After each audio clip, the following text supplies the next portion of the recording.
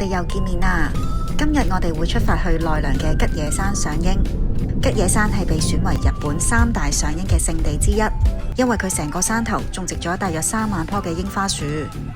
當櫻花滿開嘅時候，成座山好似染咗粉紅色咁，睇相真係好靚同埋好壯觀噶。所以嚟關西賞櫻，我覺得吉野山係必去嘅。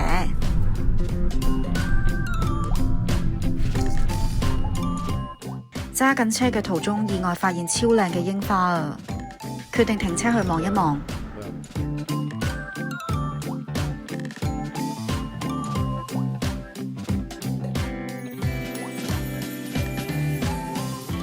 原來喺條疏水道嘅兩邊種滿咗櫻花，真係超靚啊！如果天氣好啲呢，應該會更加靚咯。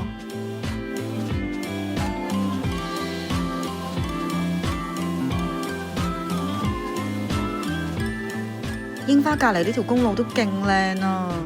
重點係呢度一個遊客都冇咯，同京都市區嘅櫻花景點相差太遠啦。其實呢度呢，距離最近嘅火車站呢，只需要行路12分鐘，我覺得係非常之值得嚟㗎。如果大家有興趣嘅話呢，留言俾我，咁我會喺留言嗰度話返俾你聽確切位置喺邊嘅。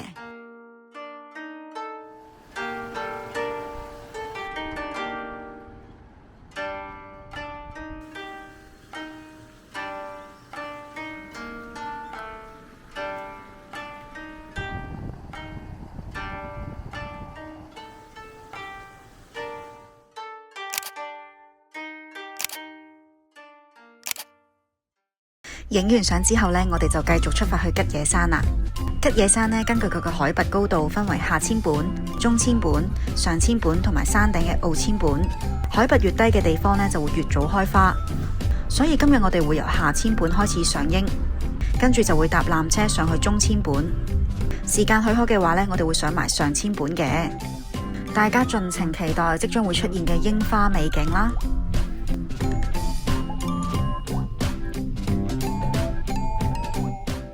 啱啱發生咗突發事件啊！喺下千本附近嘅所有停車場已經 full 晒啦。我哋而家要根據現場職員嘅指示咧，揸去另一個停車場。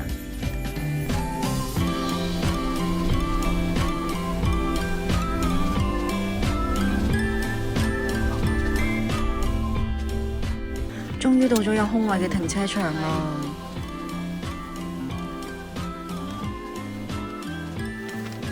但係呢度呢，應該就唔係吉野山嘅下千本啦。睇 Google Map 呢度比較接近中千本。我哋本來呢係諗住搭纜車由下千本上去中千本噶，而家係變咗爬山咯。因為呢度距離纜車站呢都幾遠噶，咁所以我哋都唔會行翻轉頭。同埋我覺得喺呢度爬山呢有啲危險咯，因為山路呢都好跣，同埋係好斜噶。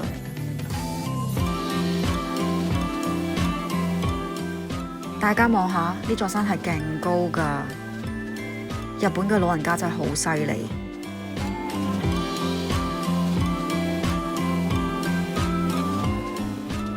行咗大約15分鐘，我哋就差唔多到中千本啦。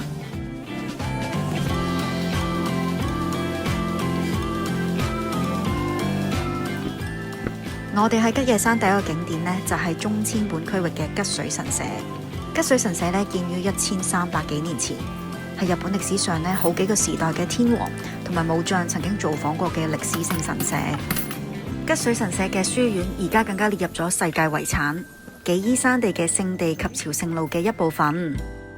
吉水神社裏面呢，有個非常之出名嘅賞櫻景點，叫做一目千本，可以睇到吉野山成個山頭漫天嘅櫻花。聽講豐臣秀吉都好鍾意喺呢度賞櫻㗎。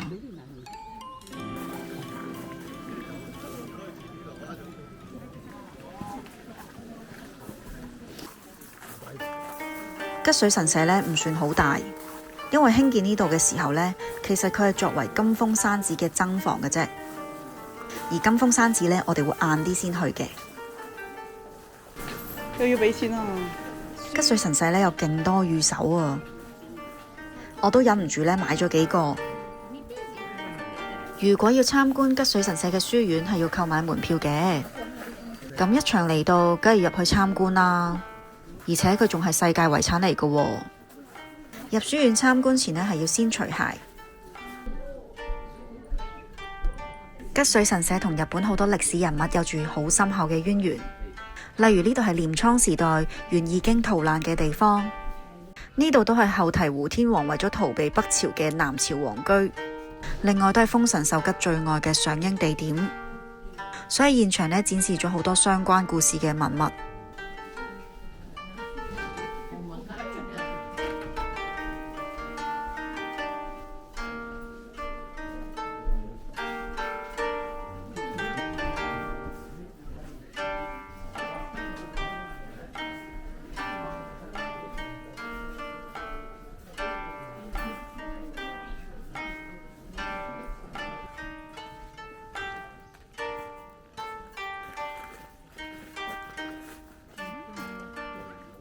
吉水神社有個地方叫北決門，只要跟住呢個教學呢，係可以進行驅邪嘅儀式。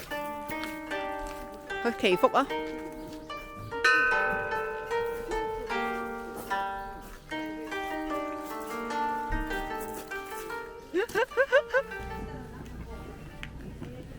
離開吉水神社之後，我哋嚟到吉野山嘅商店街，佢係一條非常之傳統嘅舊式老街。有各式各樣嘅雜貨同埋傳統日式糕點賣。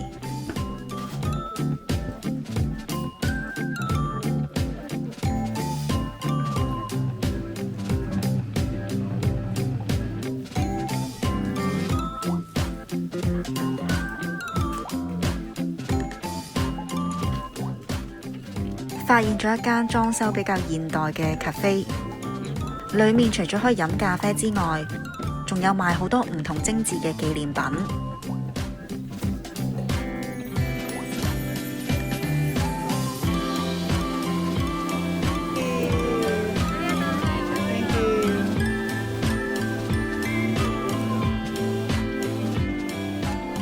呢度有好多舊式嘅餐廳，裝修都好和風。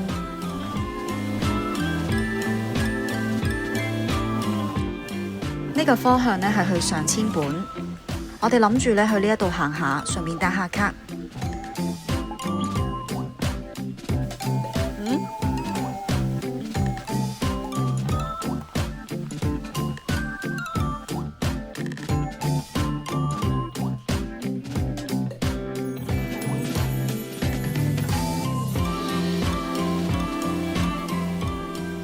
呢度嘅山路都好靚啊！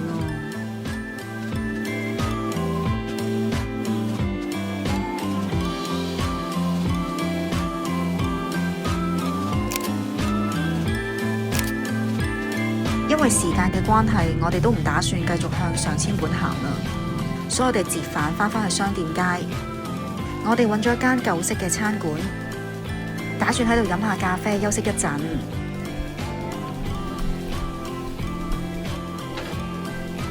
呢間餐廳真係超靚啊！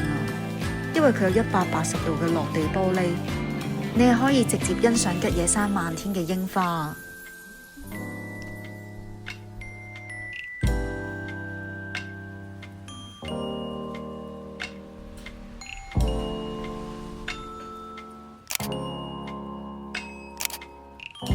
離開餐館之後，我哋就向住金峰山寺同埋下千本嘅方向行。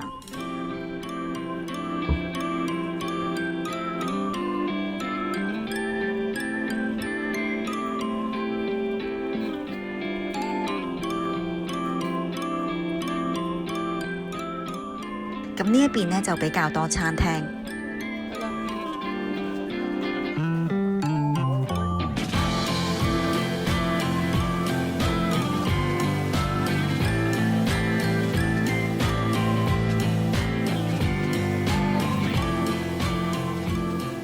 呢啲咩嚟㗎？係咪紫米飯？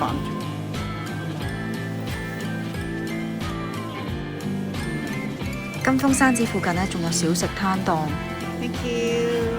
我哋買咗呢個呢，好似雞蛋仔咁嘅小食。覺得點啊？味道呢，就冇乜特別嘅。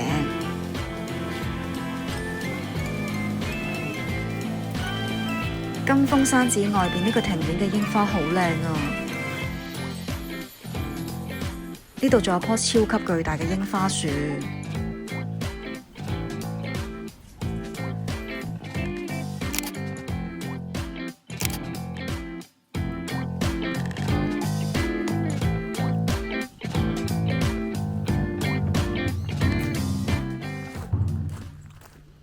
呢度就係金峰山寺啦，佢係日本歷史非常之悠久嘅一座寺廟，主要係信奉修驗道，係吉野山嘅象徵。2004年更加被聯合國教科文組織列為世界文化遺產。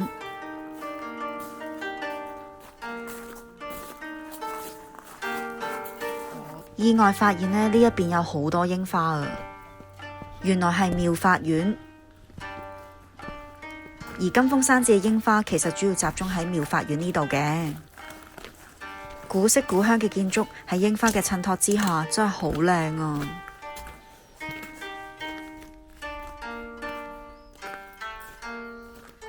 行到最盡頭就係妙法院嘅南朝妙法殿。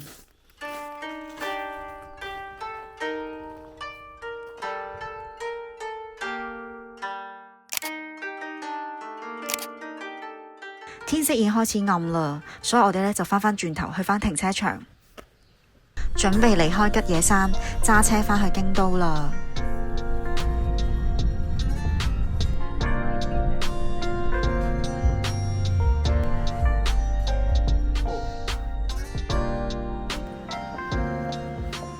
今日夜晚我哋預約咗一間叫做本格燒肉嘅燒肉放題。幾年前我哋喺京都食過一次，覺得味道都唔錯，所以今次想再試多次，想睇下事隔幾年到底佢嘅味道係進步咗定係退步咗。好好彩啊！今日我哋可以坐個室。100分鐘嘅放題套餐有2款，標準套餐係3000yen，優質套餐係4300yen。牛肉有里脊肉、牛五花肉，優質套餐限定嘅和牛、牛舌同埋豬舌、內臟。另外仲有豬肉、雞肉同埋海鮮等等。小菜嘅話有泡菜、韓式煎餅同埋辣炒年糕等等。另外仲有各式各樣嘅拌飯同埋湯麵俾大家選擇。最後仲有甜品同埋兒童套餐。嘢飲方面有勁多酒俾大家揀啊！佢有幾款唔同嘅飲品放題套餐，而我哋都係唔飲酒嘅，所以最後就係加咗440 yen 去飲一啲烏龍茶同埋果汁。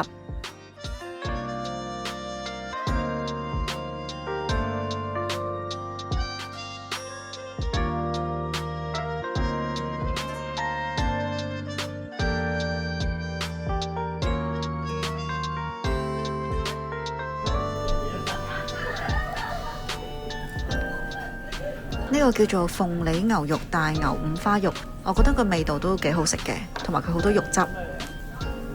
唔食牛舌嘅我啊，都覺得呢個牛舌幾好喎。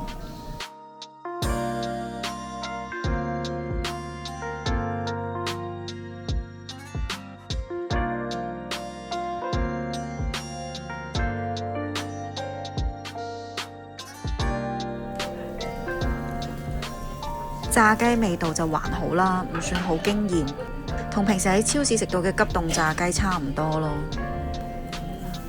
呢個黑毛和牛鳳梨牛肉好好食啊，油脂好豐富，而肉質都好嫩滑。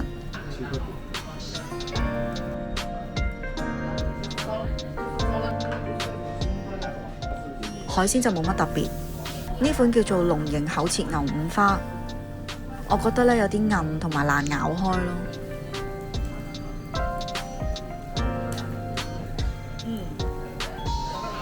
另外食咗2款牛五花都覺得唔錯嘅。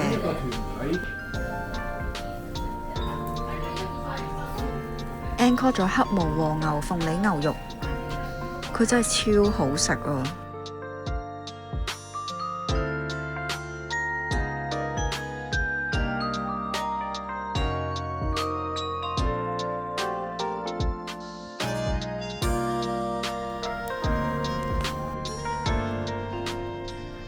超級里脊肉都好好食啊！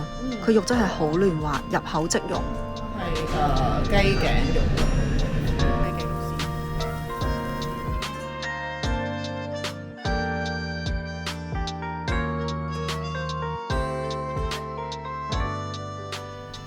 原來呢度嘅橫膈膜都好好食啊！我哋最後係咁 encore 里脊肉、黑毛和牛鳳梨牛肉同埋橫膈膜肉。大家會嚟嘅話，推介你哋一定要試呢幾款肉啊！以呢個價錢嚟講，我覺得本格燒肉嘅 CP 值都好高喎。